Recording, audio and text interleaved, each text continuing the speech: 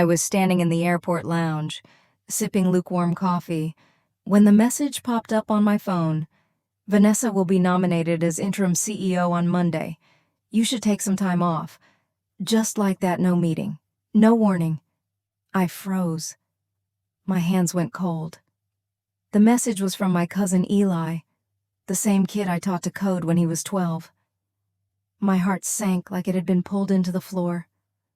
I stared at the words, reading them again and again, waiting for some kind of punchline that never came.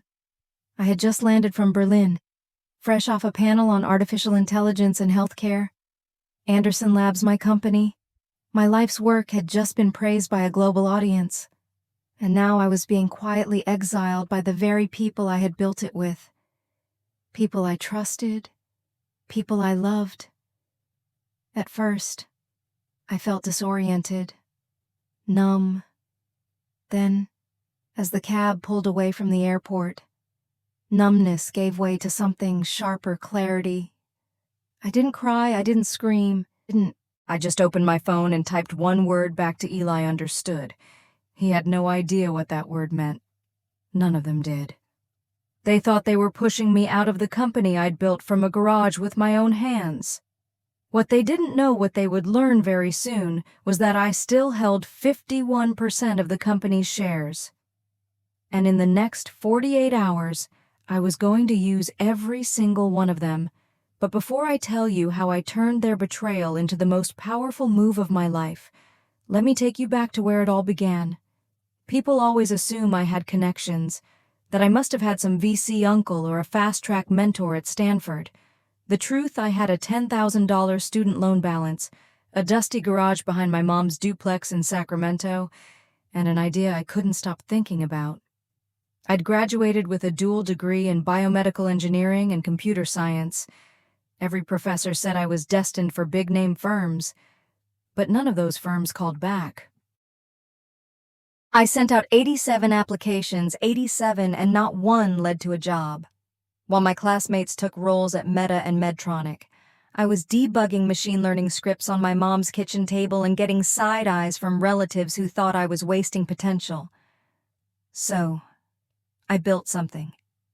I called it Anderson Labs, just me and an old MacBook with a flickering screen, working 16-hour days developing an AI model that could help hospitals detect early-stage infections from routine data. I pitched it to doctors, clinic managers, even a few angel investors, but nobody listened. Not at first. Then came Eli, my cousin. He was 3 years younger, a dropout from a machine learning boot camp, but brilliant in bursts. He believed in what I was building, said he could help refine the model, optimize the data set. We worked on folding chairs, snacking on stale chips, laughing through the bugs. For the first time, the silence in that garage started to feel alive. Vanessa came next, my sister-in-law, married to my older brother before the divorce. She was slick, numbers-driven, and could run circles around Excel and QuickBooks. She said she'd help with the business plan, handle investor decks and licensing. I didn't trust her at first. She was always more polished than honest, but we needed someone to keep the lights on. We were a strange little team. 2 coders with no sleep schedule and 1 ex-corporate finance shark trying to make sense of burn rate.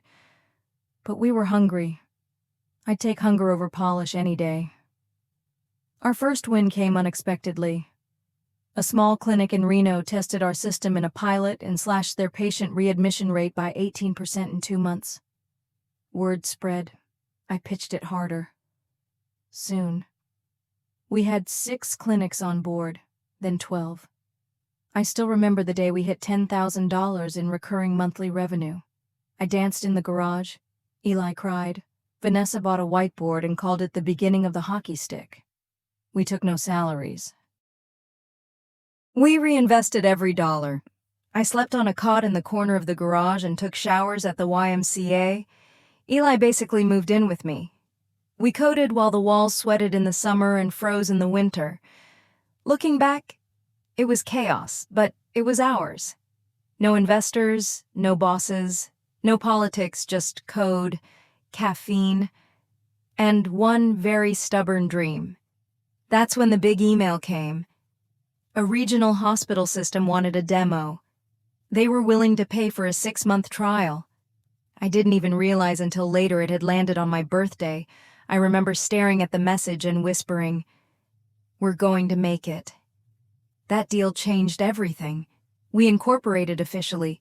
We got our first outside angel investor, someone Vanessa had met through an old finance contact. With funding secured, we finally got an office. Well, a closet-sized space above a dentist's clinic. But it had a door and a bathroom and didn't smell like mildew. I took a deep breath the day we signed the lease. For the first time, Anderson Labs felt real. I stood at the window looking out over the parking lot, feeling like I'd climbed a mountain. That same afternoon, I made a choice that would come back to haunt me. I split the equity. 51% for me, the founder and CEO. 15% to Vanessa for operations and fundraising. 15% to Eli for tech development. And the rest to early advisors and potential future hires. It was generous. Some said naive. But I believed in shared success. I believed in us. We'll be the family that builds something legendary. Vanessa told me that night, raising a glass of boxed wine in our tiny break room. I smiled. I wanted to believe her. At the time, I did. Success doesn't arrive like thunder. It builds quietly at first until suddenly everything changes at once. After that first regional hospital signed on, the doors started opening. Slowly. Then, all at once. Vanessa worked the phones like a magician. She had that effortless way of talking numbers that made even skeptical investors lean forward. Eli and I pushed version after version of our AI engine, refining it into something shockingly fast and accurate. I started giving demos at medical tech conferences. It was awkward at first. I'd never liked being the center of attention, but when I showed what we'd built, people listened. Within 6 months, we had 30 paying clients and a second angel investor. Within a year, we were onboarding private practices, urgent care chains, even a veterans hospital. And that tiny closet office, we outgrew it fast. We upgraded to a sleek corner suite in midtown glass walls, standing desks, real coffee that didn't taste like burnt cardboard. It felt surreal.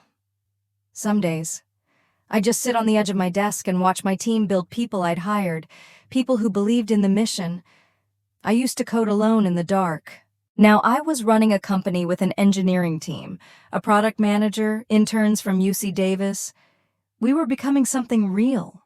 And with growth came validation. Tech blogs started featuring us. The startup healing healthcare. One headline read, "LinkedIn connections exploded." I got invited to speak on founder panels, which terrified me but also thrilled something deep in me I didn't know existed. Anderson Labs hit 1 million in ARR on our 18-month anniversary. Vanessa brought champagne. Eli brought noisemakers. I brought nothing I'd forgotten. It was even a milestone. That was the difference between us. They were already celebrating the climb. I was still clinging to the rock face. I didn't mind, though. I believed in leading by building. I was the CEO, yes, but I was also still debugging production issues at 2 a.m., sketching UI mock-ups on paper towels, helping onboard clients when our CS team was swamped. I didn't want to stop. This was the dream. And somewhere in the middle of it all, we closed our Series A, 15 million from a top-tier VC. I remember the partner, Raj, shaking my hand across the marble table and saying, "You're not just solving a problem, you're redefining an industry." It should have felt like a coronation. Instead, I just felt pressure tighten around my chest like a vice, because now it wasn't just my company anymore. We had a board, formal investor updates, KPIs, strategy reviews. We'd gone from scrappy to institutional in a heartbeat. And while I was still in control, the majority shareholder things started to shift, subtly, at first. I'd bring product ideas to our weekly leadership meetings, and Vanessa would redirect the agenda. "I think we need to prioritize enterprise readiness," she'd say with a tight smile. "Let's table UI tweaks." Eli stopped looping me in on engineering design decisions. "You're so busy with exec stuff," he'd say when I asked. "Didn't want to overload you." We hired a COO, someone Vanessa recommended. I liked her at first, but soon I realized she answered more to Vanessa than to me. It's not that they were wrong about everything. We were growing fast. We did need better systems. But I could feel something shifting in the energy, in the meetings, in the tone people used around me. Less Claire. What do you think more, Claire? We've already decided. And every time I tried to pull things back into balance, remind everyone that I was still CEO, that the vision still mattered, I got hit with the same well-practiced reassurances. You're the heart of this company. You should focus on the big picture. You don't need to be in every call. It sounded like respect, but it felt like being pushed to the edges of something I'd built from the center. The hardest part, I wanted to believe them. I wanted to believe they had my back, that Vanessa still saw me as a partner, not an obstacle. That Eli still remembered the nights we froze together in that garage, eating instant noodles and dreaming big. So I smiled in investor meetings. I delivered keynotes at health tech expos. I nodded politely when people said we were scaling beautifully. But I didn't sleep. Not really. Every night. I lay awake thinking, if this isn't mine anymore, what is it? What am I? I don't know exactly when the shift became impossible to ignore, only that once I saw it, I couldn't unsee it. It started with calendar invites.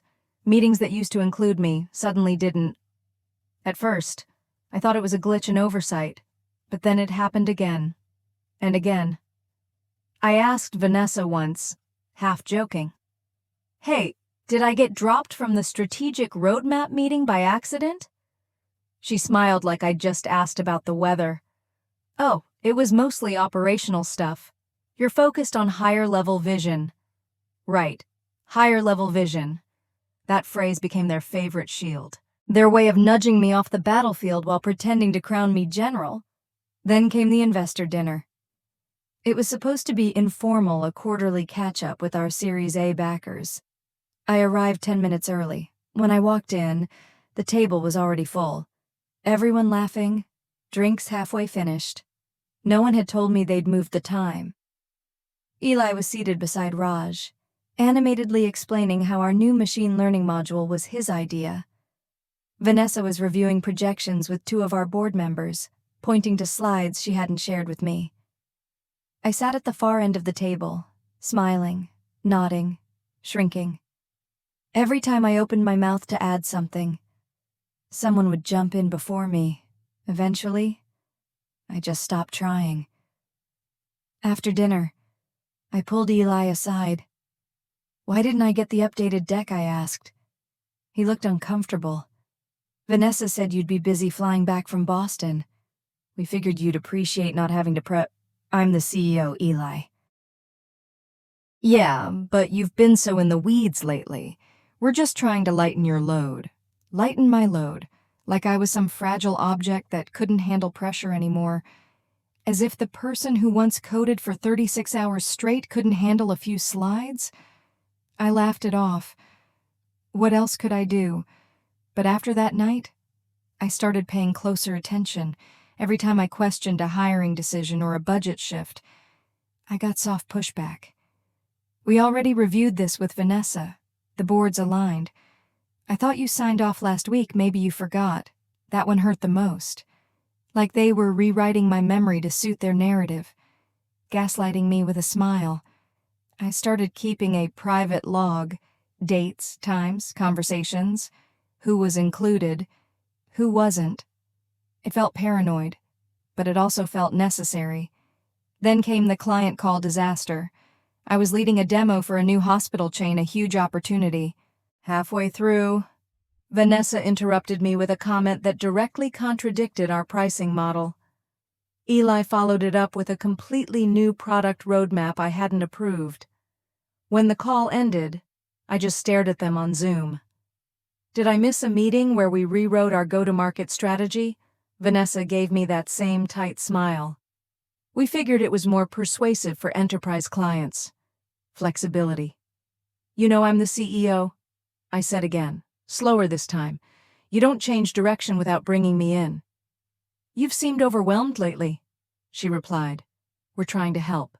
That night, I sat in my apartment alone and listened to a voice memo from our head of people. Hannah. She'd accidentally sent it to me meant for Vanessa. If Claire keeps pushing back, it might be time to formally evaluate her role. The board won't back it unless you have performance metrics lined up. So let's start documenting missed meetings, client complaints, anything we can log. I played it 3 times. My throat tightened. My hands went cold again, same as when I got Eli's text at the airport. Except this time, it wasn't subtle. It was war. They weren't just trying to lighten my load. They were preparing to remove me. And if they couldn't do it directly, they'd document me into irrelevance. And yet, I still wanted to believe there was some mistake. I walked into the office the next morning, heart racing, and tried to pretend everything was normal. I smiled at people in the hallway. I joined our Monday stand-up. I even thanked Vanessa for finalizing a vendor contract. But inside, I was unraveling. Every glance between Eli and Vanessa felt loaded. Every just checking an email from board members felt like a trap. I couldn't focus, couldn't sleep, couldn't breathe right. My anxiety spiraled at night until I curled up in bed with my laptop open and unread Slack messages blinking in my face like warning lights. I knew what was coming. I just didn't know how fast. And when the axe finally fell, it wouldn't come from enemies. It would come from family. I wasn't supposed to be home that night. The Berlin conference had 2 more days left keynotes, panels, networking receptions. But by day 2, I felt off. Not sick exactly, but raw. Like my skin had thinned and everything around me was too loud, too bright. I booked the first flight back without telling anyone, jet-lagged and wired on espresso. I arrived at the Anderson Labs building just after 8 p.m. The lobby was quiet. Most employees had gone home, but the lights were still on in the executive wing.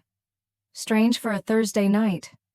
Then I noticed the cars, Eli's, Vanessa's, and our board chair's Tesla, all lined up in their usual spots. My stomach clenched. I didn't go through the front. Instead, I slipped in the side door using my key card, the same one I knew they were planning to deactivate soon. I didn't even take the elevator. I walked the back stairs to the 2nd floor, each step heavier than the last. As I neared the glass conference room, I heard voices faint, tense. We have to make the vote airtight, Eli was saying. She still owns 51%. We'll use the performance clause. Vanessa replied smoothly. It's in the original bylaws. If the board agrees she's compromised the company's interests, we can authorize a new share issuance to dilute her control. I froze. New share issuance. They weren't just planning to remove me as CEO, they were going to take my ownership, my majority. The one thing I thought they couldn't touch. I edged closer. The blinds were half drawn. I crouched near the wall just beneath the window, heart pounding so loud I feared they'd hear it. We've documented every incident, said Diane, one of our board members. Missed investor calls, internal pushback, inconsistencies in product strategy. I have the file ready, Vanessa said, labeled and time-stamped. If we move next week, she'll be blindsided. We'll call an emergency vote. Eli added. She's too isolated to stop it. My mouth went dry. My lungs felt like they'd been vacuum sealed. They weren't just backstabbing me. They were organized. They were ready. And I'd been too trusting, too slow to see it coming. I backed away slowly, not making a sound. Walked the hallway like a ghost. I don't remember exiting the building. I don't remember the drive home. I only remember sitting on my couch, keys still in hand. When my phone buzzed with a message from Eli. Hey, just a heads up, expect a call from our lawyer tomorrow. Some board stuff we need to run by you. I stared at the screen. He really thought I had no idea. He really believed I'd go quietly. I typed back one word, understood. Then I set my phone down, stood up, and walked to my desk. Something in me had gone still. Not cold, but sharp. Focused. I opened my encrypted cloud folder, the one labeled contingencies. Inside were documents I'd created 2 years ago, back when we first took venture capital clauses I'd insisted on, protections I'd fought for while everyone else was popping champagne and calling it paranoia. I'd always known that power built on blood was unstable, and I'd always had a backup plan. But it wasn't just legal protections I needed now. I needed allies, leverage, timing. I picked up my phone again. It was 10:52 p.m., but I didn't hesitate. I called Rachel, my original attorney from before the board, before the Series A, before the executive suite swallowed everything. She picked up on the third ring. "Claire, they're going to vote me out," I said quietly, "and they're using the bylaws to dilute my shares." Rachel didn't ask questions. She just said, "Tell me everything." We spoke for almost an hour. By the time I hung up, I had a checklist, a path forward, a map through the minefield. But more than that, I had my spine back. I wasn't going to fight for a seat at a table built by liars. I was going to flip the table. I didn't sleep that night. I lay in bed with the city glowing beyond the windows, the noise of everything I'd built every late night, every bug fix, every pitch deck rattling in my skull. I stared at the ceiling. Brian's breath soft beside me, and felt a switch flip inside me. They were going to take my company, my family, the people I had trusted most. They were moving in silence, in suits and smiles, convinced I would fold. But they had forgotten one thing: I still held the majority. I didn't want revenge. I wanted leverage. I wanted peace. And I was done playing defense. At 4:43 a.m., I got out of bed, wrapped myself in a hoodie, and opened my laptop. I didn't scroll. I didn't check email. I typed one name into my encrypted contacts: Jonathan Renner, CEO of Mediction Systems, our biggest competitor. And my last option, Rachel arrived at my apartment by 8 a.m. Hair in a bun, legal pad already half covered in notes. I barely said hello before handing her coffee and pulling up the digital incorporation docs. "They're using the fiduciary clause, aren't they?" I asked. She nodded. "Yes, but you still hold 51%. If we act fast and go private, you can sell without board consent." "They'll sue. They'll threaten," Rachel corrected. "But their position is weak. Your controlling interest gives you freedom if you sell to the right buyer, fast and under ironclad terms." I took a shaky breath. "What are you thinking?" she asked. "Mediction?" Rachel raised an eyebrow. "You said you'd never work with them." "I won't. I'll just let them buy what my family thinks belongs to them."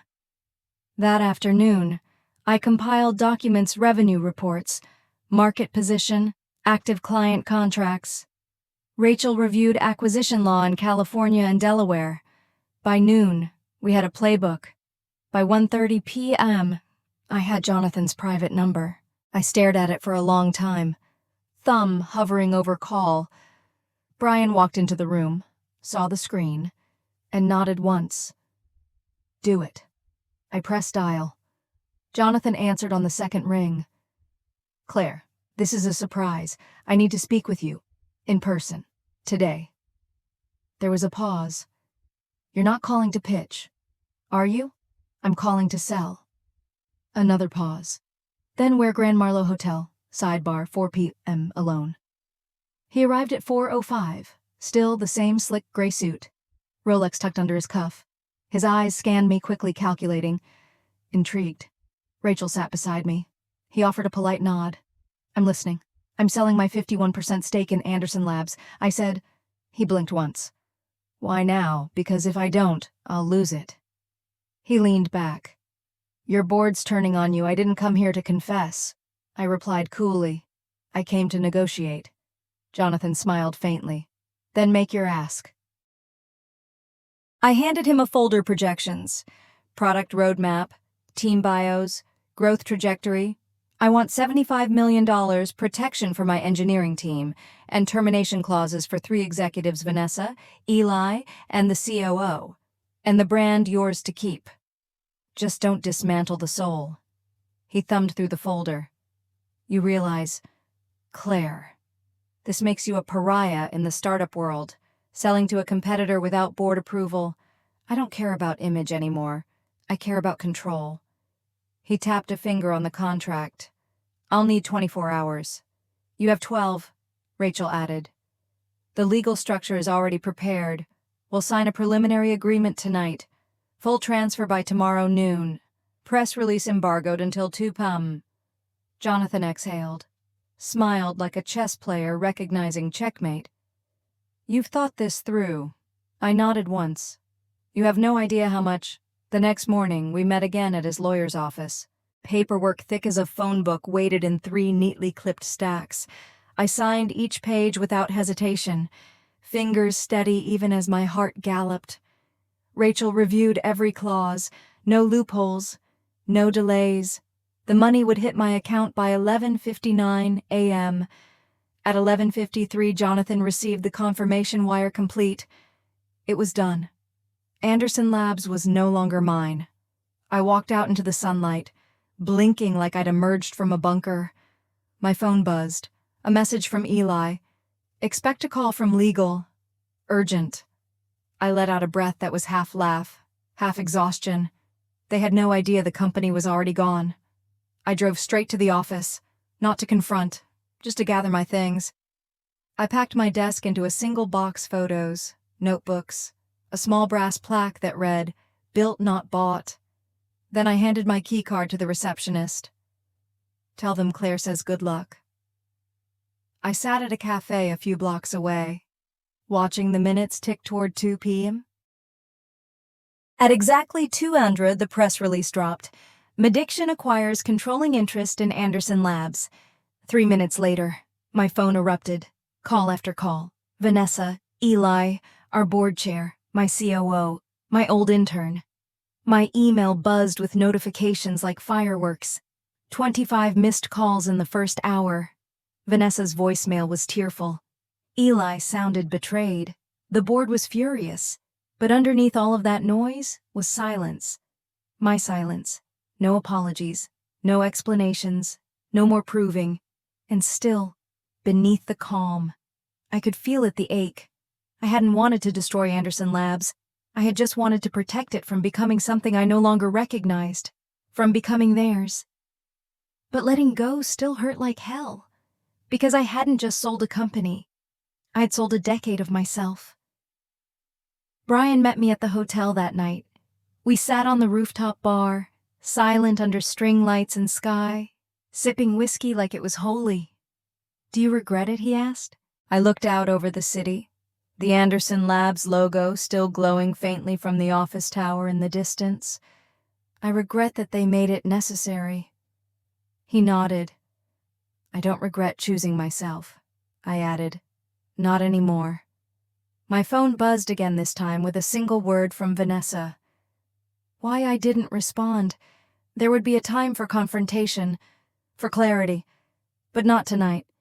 Tonight was for silence, for survival, for the small, sharp knowledge that I had not broken, that I had refused to be erased. Let them rage, let them grieve the control they thought they had. Tomorrow, I would face them. But tonight, I would finally sleep. It started exactly at 2:03 p.m. 3 minutes after the press release hit the wires, my phone lit up so violently it felt like it might overheat in my hand. First call Vanessa, declined. Second call Eli, declined. Third board chair, declined. Then came the texts. Vanessa, what have you done, Eli? Is this some kind of joke? Call me? Vanessa again, Claire. Answer the damn phone. I placed the device face down on the hotel table, calmly sipped my cappuccino, and watched as notification after notification buzzed against the wood like a trapped insect. By 2:15, I had 17 missed calls. By 2:30, 25.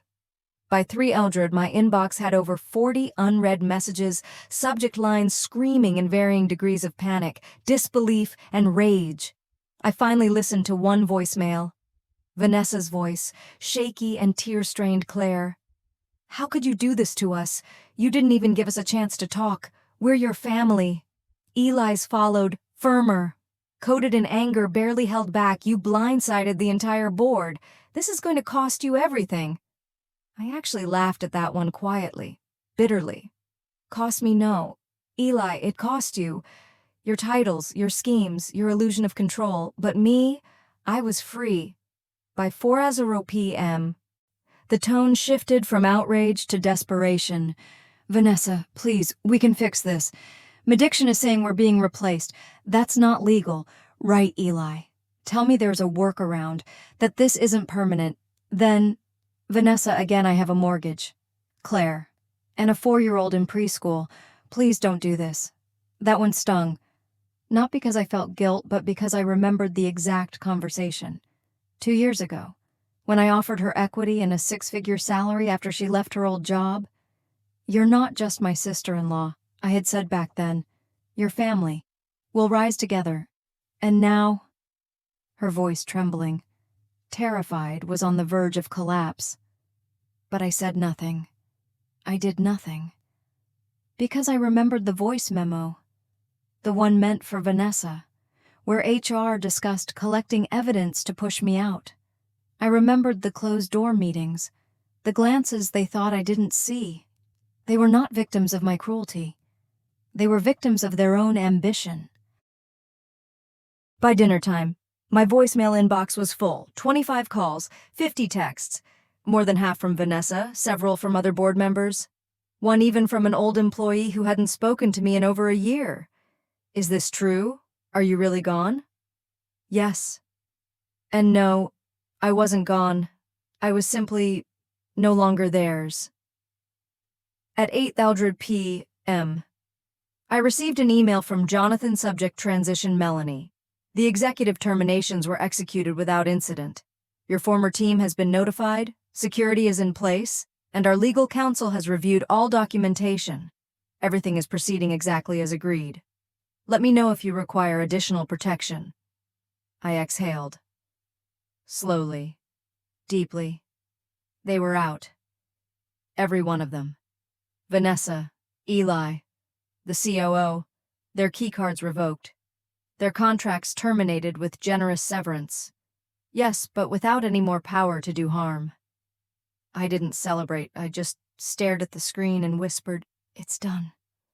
At 9:17 p.m., my hotel room phone rang. The front desk. "Ms. Anderson, there are 2 people downstairs asking to see you. A woman and a man. They're not guests. Should I send them up names Vanessa and Eli?" I closed my eyes. "No," I said, "tell them I'm unavailable. And if they refuse to leave, call security." Understood.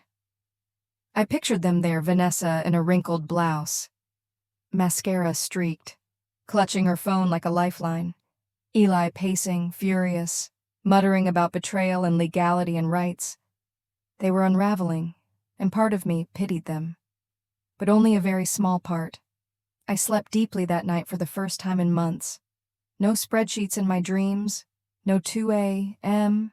Slack pings, no board meeting anxiety hanging over my chest like an anchor. Just silence, stillness, relief. The next morning brought a fresh storm of emails, this time from journalists, clients, even tech influencers. Tech Daily wanted an interview. MedTech Now requested a guest column. Someone on Twitter tagged me in a post she didn't get pushed out. She burned the whole boardroom down and walked away in heels. I didn't respond. Not yet. I wasn't ready to reclaim a public identity. But I wasn't hiding either. At 11:00 a.m., I called my old CTO Marcella, someone I'd hired before Vanessa came on board. She picked up on the second ring. "I was wondering when you'd call." She said, "Hell of a move, Claire. Are you okay?" "I'm better now. We talked for an hour, about the old days, the new regime." What might come next? At the end of the call, she said something I didn't expect. You saved us. You didn't just protect yourself. You protected the soul of what we built. And for the first time since the nightmare began, I cried. Not out of fear, but out of release. By the end of that week, the calls from Vanessa and Eli stopped. Maybe they finally understood. There would be no apology big enough, no deal to negotiate, no seat left for them at a table they tried to saw me out of.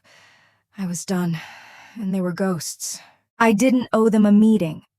After everything, I could have disappeared. I could have blocked their numbers, ignored their messages, moved on like they never existed. But I needed to see their faces.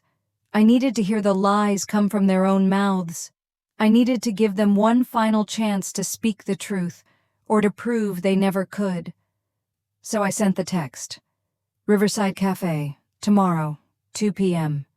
Come alone, this is not negotiable. I arrived 30 minutes early, chose a table in the corner with a clear view of the door and my back to the wall. The cafe was quiet weekday lull, soft jazz overhead. I nodded at the manager, who knew not to seat anyone nearby. Jonathan's security team had someone at the bar, just in case. At exactly 2:00 p.m., Eli walked in. Always punctual. His shirt was rumpled, eyes hollow from lack of sleep. He spotted me instantly and approached with a tight jaw. A wounded pride barely held together. "Claire," he said, sitting down stiffly. Vanessa came in 4 minutes later. Her eyeliner was smudged, her expression guarded. Her heels clicked on the tile like tiny hammers.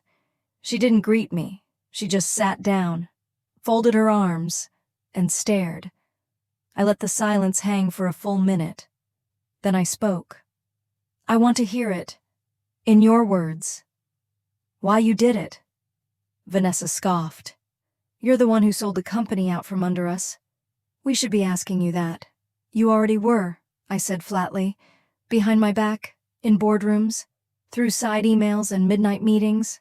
So now I'm here. You want honesty? Start with your own?" Eli looked away. Vanessa said nothing. "I came back from Berlin early." I continued. "I overheard everything, the performance file, the planned vote, the dilution clause.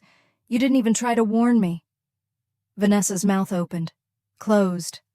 "I even recorded it," I added, pulling out my phone and hitting play. Their voices filled the corner of the cafe. "We'll call an emergency vote.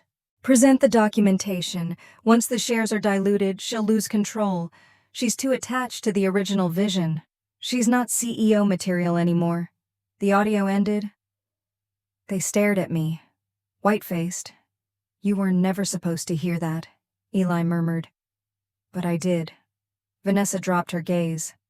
"We thought we were doing what was best for the company." "No," I said, "you were doing what was best for yourselves." Her eyes flicked up. "You were impossible to work with. Obsessive, controlling, you wouldn't listen." "I listened," I said coldly, "but I didn't submit. That's what you hated." Eli finally spoke. "It started as frustration. We felt stuck. Then it became strategy. Then it got away from us." I stared at him. "And at no point did either of you stop to remember who gave you your positions in the first place, who built the company you were so desperate to hijack." Vanessa swallowed hard. "We didn't mean to hurt you, but you did." The silence returned. This time, it wasn't tense, it was hollow. I leaned forward. "The sale is final. You're out. Your shares remain. But you have no say, no seat, no power." Vanessa's lip trembled. "So that's it. You're cutting us out forever. You cut yourselves out." I said, "The moment you conspired to steal what you didn't build." Eli blinked hard. "Is there any way to fix this? We could start something new. Together?" I shook my head slowly. "No board, no blood ties, no betrayal. That's the rule now." Vanessa's voice cracked. "I was scared. Of being left behind. Of always being in your shadow. And that justifies dismantling me," I asked. Her voice dropped to a whisper. No, it doesn't. I stood up. I don't hate you, but I don't trust you. And trust is non-negotiable. Vanessa's eyes shimmered with tears. But she didn't reach for me. Eli stayed seated, hands clenched. You made your choice, I said. Now live with it. I walked away from the table, not once looking back. In the weeks after that final meeting, the world kept spinning. The headlines came and went. Tech media speculated. Investors whispered. Some painted me as a villain, the founder who sold out her own family. Others called me a visionary cold. Brilliant. Necessary. The truth, I didn't care what they called me anymore. What mattered was that I could finally hear myself think. No more silent war rooms. No more 3mm. Adrenaline jolts from Slack notifications. No more pretending to be the cool CEO while my gut screamed that something was wrong. I had peace. And $75 million in my account. And for the first time in over a decade, a blank page. For a while, I did nothing. I slept. I walked. I learned how to cook again badly. I called old friends I hadn't spoken to in years. I laughed with my downstairs neighbor over wine at midnight. I sat on my rooftop with Brian and watched the sun set without checking my email once. I started therapy. Dr. Sinclair specialized in founder trauma. Yes, that's a real thing. She helped me unpack not just the betrayal, but the version of me that allowed it to fester for so long. You were trying to earn love by over-delivering, she said once. You gave them everything so they'd never leave you. But people who love you for what you give don't really love you. That stayed with me. 3 months after the sale, I started building again. Not a company, not yet, a mission. I launched Clearframe Consulting, a boutique advisory group for women founders, not to help them code or fundraise. That's easy. I help them protect themselves, how to structure board seats without giving away power, how to draft founder-friendly term sheets, how to say no without guilt, how to build something without losing yourself inside it. I kept the team small, just me, an operations assistant named Lila, and a network of experts I trusted. No siblings, no cousins. No one who thought family was a shortcut to power, and yet I wasn't bitter. I was clear. I also launched something else. A quiet dream I'd shelved years ago. The ARC Fund, a small, women-led venture incubator. We didn't chase unicorns. We backed resilience. Startups solving messy, overlooked problems, maternal health tech, accessible fintech, trauma-informed education platforms. I funded 10 ventures in the first year. 6 were already cash flow positive. 2 had CEOs younger than 25. I didn't need the spotlight. I just needed to know I wasn't alone. And neither were they. A year after the acquisition, I received an email from Vanessa. Subject line, "When you're ready." I stared at it for a long time. I almost deleted it. But curiosity, or maybe something gentler, got the better of me. I opened it. Claire, I don't expect forgiveness, or even a reply. But I need to say I'm sorry. Not just for what we did, but for why we did it. I was afraid of losing relevance. Of being ordinary, of never measuring up to you. You gave us a chance we didn't deserve, and we turned it into a campaign against you. I'm in therapy now, trying to unravel all of it. If someday you want to talk, I'll be here. Vanessa. I didn't cry, but I did breathe deeply, freely. Her words didn't undo the past. They didn't erase what she'd tried to take, but they acknowledged it, and sometimes that's enough to begin again. I met her 6 months later. A quiet coffee shop, neutral territory. 2 women who used to be family, just sitting across from each other as people. We didn't talk about the company. We talked about the things we'd lost, the selves we were trying to rebuild, the truths we were only now learning to tell.